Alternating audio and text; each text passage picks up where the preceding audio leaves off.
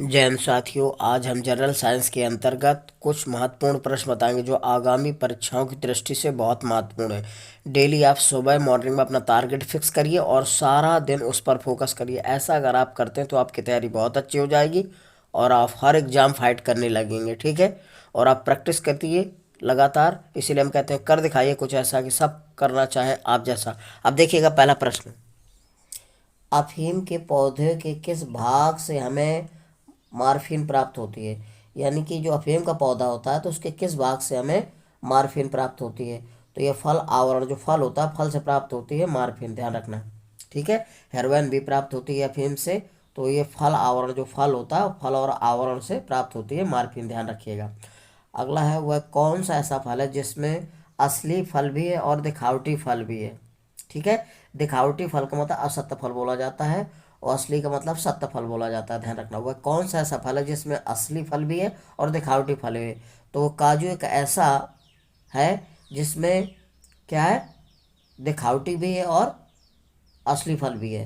तो काजू, ध्यान रखना, वह कौन सा ऐसा फल है जो असली भी है और दिखावटी भी है। तो काजू एक असत्य फल है, ध्यान रखिएगा। और काजू को बोला जाता है असली फल और दिखावटी दोनों, असली भी है और नकली भी है, दिखावटी का मतलब होता है। ठीक है, तो काजू है। केला, आम, बादाम कैसे फल है। तो ये दोनों सत्य फल है। केला है, बादाम, आम कैसे फल है, सत्य फल, ध्यान रखना। ठीक है, फल दो प्रकार के होते हैं, एक सत्य होता है एक असत्य होता है। ठीक है, ध्यान रखिएगा। तो केला, आम, बादाम कैसे फल है, सत्य फल है। अगला है, किस पेड़ की छाल मसाले के रूप में प्रयोग की जाती है। तो दालचीनी जो होती है, दालचीनी की छाल मसाले के रूप में प्रयोग की जाती है, ध्यान रखना। किस पेड़ की छाल मसाले के रूप में प्रयोग की जाती है। तो जो दालचीनी की छाल होती है वो मसाले के रूप में प्रयोग करते हैं घरों में। ठीक है, हमारी माता बहनें मसाला के रूप में इसका प्रयोग करते हैं, दालचीनी की छाल जो होती है। ठीक है, लौंग किससे प्राप्त होती है। तो लौंग एक पुष्प कलिका है। क्या है, लौंग एक पुष्प कलिका है। इसी को फूलों की कली कहा जाता है। तो लौंग किससे प्राप्त होती है, एक लौंग पुष्प कलिका से, ये फूलों की कली से, ध्यान रखिए। लौंग क्या है, एक पुष्पकलिका है, पुष्पकलिका के अंतर्गत आता है और ये फूलों की कली भी कहा जाता है इसको। काली मिर्च क्या है, तो काली मिर्च का पौधा क्या है, एक बेल है। काली मिर्च का पौधा क्या होता है, एक प्रकार का बेल होता है, ध्यान रखना। काली मिर्च का पौधा क्या होता है, एक प्रकार का बेल होता है। ठीक है, अगला है, अमरवेल को और हम किस नाम से जाना जाता है। यानी कि अमरवेल को और अन्य किस नाम से जाना जाता है और अमरवेल को क्या कहते हैं। तो अमरवेल एक परजीवी होता है, ध्यान रखना। अमरवेल एक क्या होता है, परजीवी होता है। इसमें एक बेल होती है लता के आकार की, इसमें पत्ती नहीं होती हैं और न जड़ होती है। ये अपना भोजन दूसरे पौधों पर लिपट कर चूसंगाकों द्वारा प्राप्त करती है, इसलिए इसको परजीवी कहा जाता है। ये दूसरों से अपना भोजन ग्रहण करती है, ये अपना भोजन स्वयं बना नहीं सकती है। ठीक है, इसलिए इसको परजीवी बोला जाता है। और इसका अन्य नाम है कसकुटा। परजीवी का अन्य नाम क्या है, कसकुटा, ध्यान रखना। तो अमरबेल एक परजीवी है और इसका दूसरा नाम जो है, और अमरबेल को अन्य नाम से जाना जाता है, किससे, कसकोटा।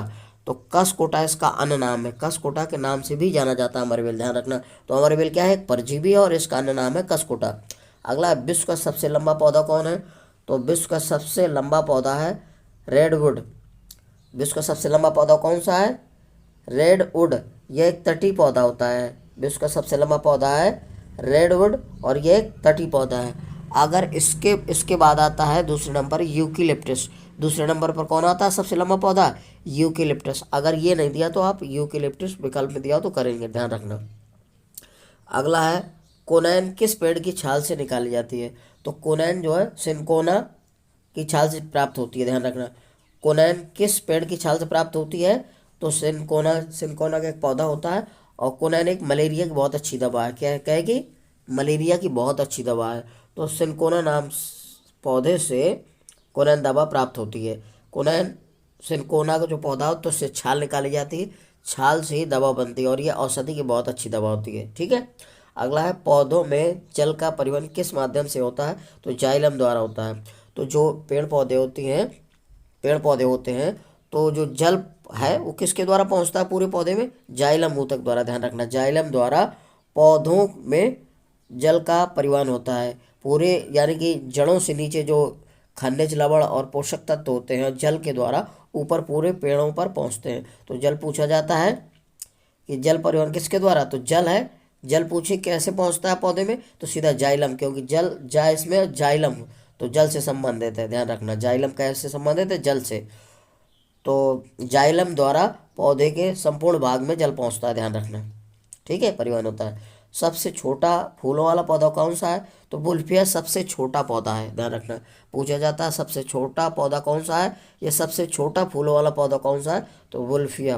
क्या होता है, वुल्फिया, उल्फिया, ध्यान रखना। सबसे छोटा फूलों वाला पौधा कौन सा है, वुल्फिया। ठीक है दोस्तों, यदि मेरा वीडियो आपको अच्छा लग रहा है तो मेरे वीडियो को लाइक और सब्सक्राइब करिए। जय हिंद साथी।